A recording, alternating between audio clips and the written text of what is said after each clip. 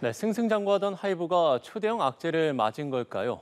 또 민희진 대표의 하이브 경영권 탈취 시도 소식이 전해진 직후 하이브의 주가가 흔들리고 있습니다.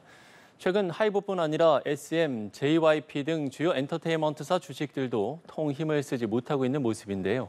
한편 깜짝 성장세를 보인 우리나라 경제와 AI 반도체 열풍으로 주력 사업인 메모리 반도체 실적이 크게 뛰면서 어닝 서프라이즈를 기록한 SK 하이닉스 소식까지 짚어보도록 하겠습니다. 정철진 경제평론가 나오셨습니다. 평론가님 안녕하십니까? 네, 안녕하십니까? 예. 네. 자, 하이브가 민희진 어도어 대표를 업무상 배임 등의 혐의로 고발하겠다는 중간 감사 결과를 발표했고 또 민 대표 역시 기자회견을 열었습니다. 일단 지금까지의 상황을 좀 정리를 해주신다면요? 지난 22일이었습니다. 네. 당시에 돌아가 보면 엔터주가 장 시작부터 굉장히 다 강했어요. 당시에 뭐 하이브뿐만이 아니라 예. SM도 강했었고, 뭐 JYP도 주가가 올랐었고, 심지어 장중에 몇몇 이제 TV에서의 그 증권 전문가들은 하이브를 이제 오늘의 뭐 매수 추천주 이렇게까지 추천할 정도로 주가가 급등한 상황이었는데 네네. 오후의 기점으로 갑자기 급락세로 순간적으로 바뀌게 됩니다. 그러고선 속보가 나오게 된 건데 이제 하이브 측에서 민희진 어도어 대표의 경영권 탈취 시도가 찬탈 시도가 있었다 이렇게 이야기를 하고 이제 감사 결과를 발표하게 되면서 주가가 그날 7.8% 급락을 합니다. 그렇죠. 그리고 이제 그 다음 날에도 하이브 쪽에서 2차 감사 결과 내용들을 계속 쏟아냈고요. 하루 더 하락을 해서 1% 정도가 더 빠졌고 이후에 남은 이 거래일 동안에는 뭐 반등다운 반등 없이 그나마 하락을 멈춰놓은 그런 상황이 됐었고요. 이후에 오늘 앞서도 자료 화면을 보셨지만은 이제 민희진 씨 쪽, 민희진 대표 쪽에서도 찬탈 시도는 말도 안 된다. 자신이 오히려 하이브 쪽에서 일종의 착취를 당한 것이다 이런 또 해명을 하게 되면서 앞으로 이것들이 법정 공방까지 가게 될 가능성도 높아졌습니다. 그렇군요. 네. 그러면 이번 분쟁이 좀 매듭 지어지기 전까지는 이런 하이브 주가의 변동성은 불가피할까요? 그런데 이제 첫날에 7.8%의 주가 급락은 좀 과하다는 측면이 있는 것이요. 지금 나오고 있는 문제 중에서 가장 악화되는 경우를 본다면 뉴진스가 활동을 못 한다든가 뉴진스가 뭐 실제적으로 재계약을 안 하고 하이브를 떠난다던가 이런 가능성이 가장 극단적인 것 아니겠습니까?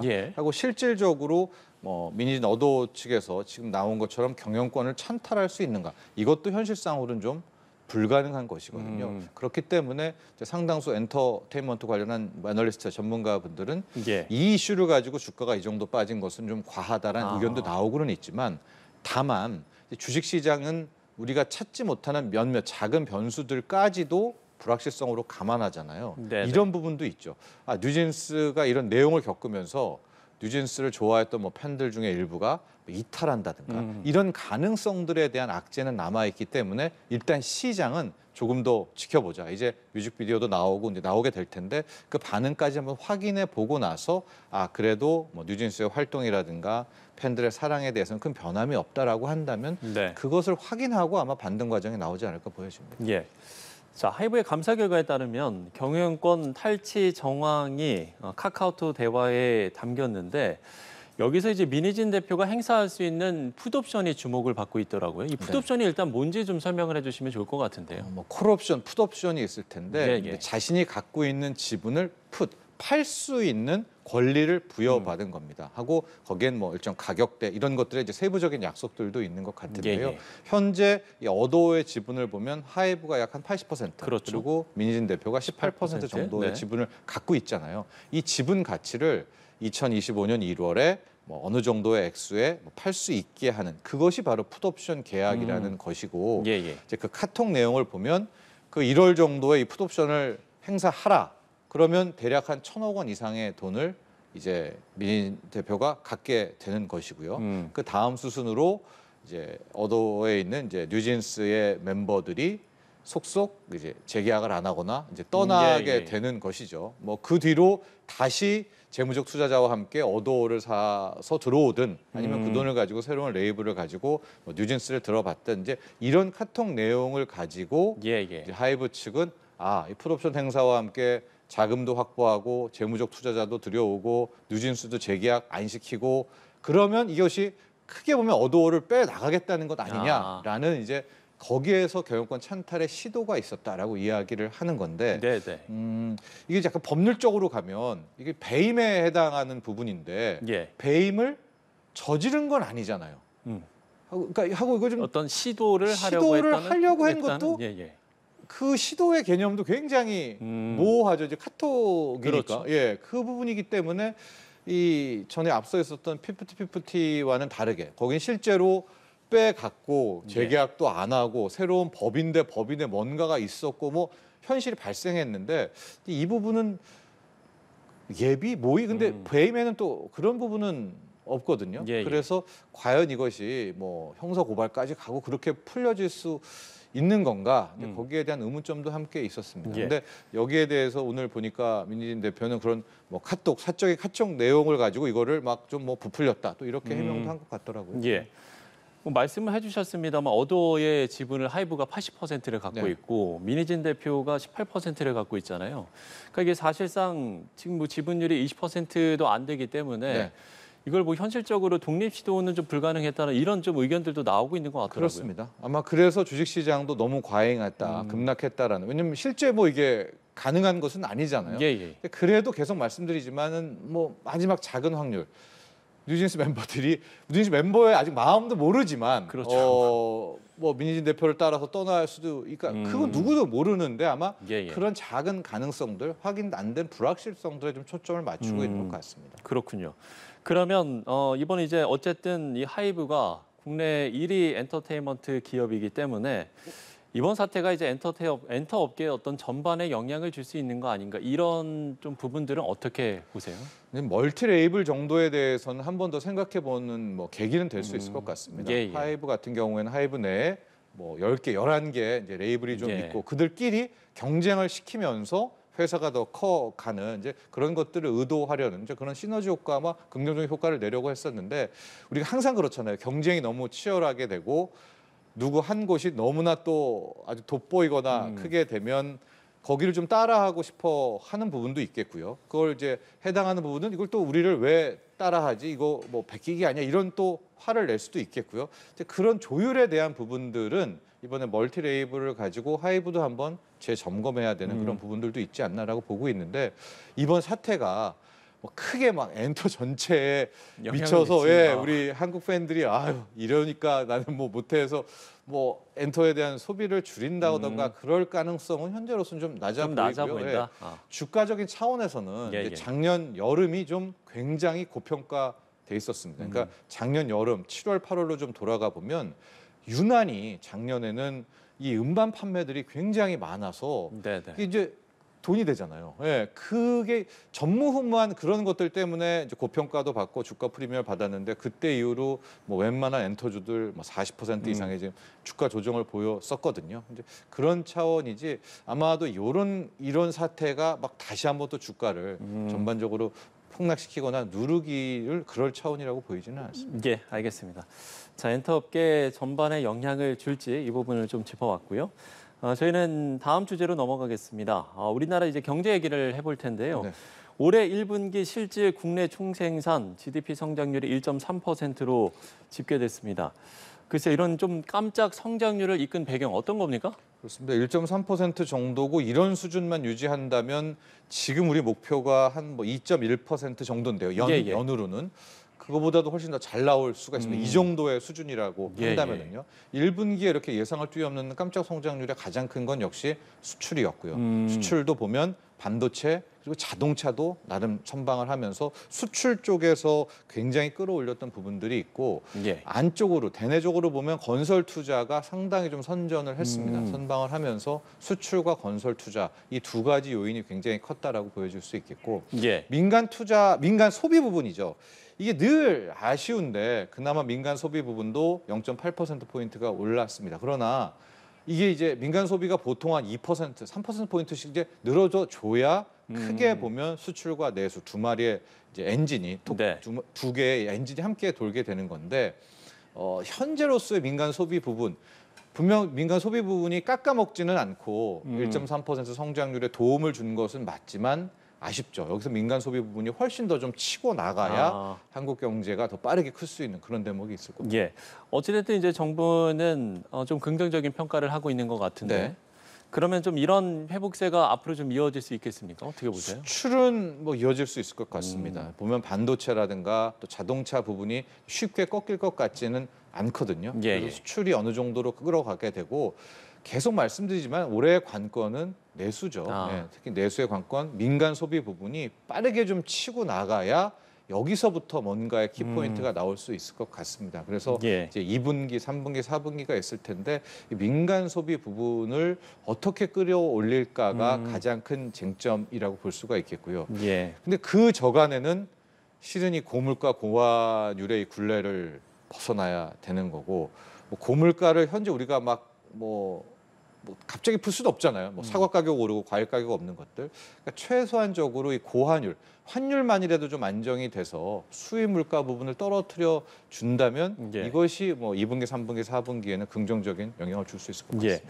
그렇기 때문에 체감 경기와는 좀 온도차가 있는 거 아니냐 이런 좀 목소리도 나오는 것 같은데요. 이 부분은 뭐 공감하시는지요? 그렇습니다. 오늘 뭐 깜짝 성장률이 나왔거든요. 예, GDP 예. 성장률이 1.3%. 그런데도 아마 많은 국민분들은 그걸 체감하지 못할 부분이 이제 내수 부분이었을 것 같고요. 내수 예, 예. 쪽에서 지금 물가가 전방위적으로 퍼져가고 있거든요. 이제 처음에는 서비스 물가, 인건비가 높아서 그래. 그러다가 한 끼에 뭐 10,000원, 12,000원 시대가 왔어 했는데 총선 끝나고 나서 지금 보면 가공식품들 쪽까지도 함께 다 가격을 올리고 있거든요. 예. 뭐 면도기라든가 이런 생필품 가격도 지금 다 오르고 있습니다. 아마 이런 차원을 놓고 본다면 국민분들이 굉장히 느끼는 경기라든가 회복은 좀 더딜 수가 있을 것 같습니다. 예, 그렇군요.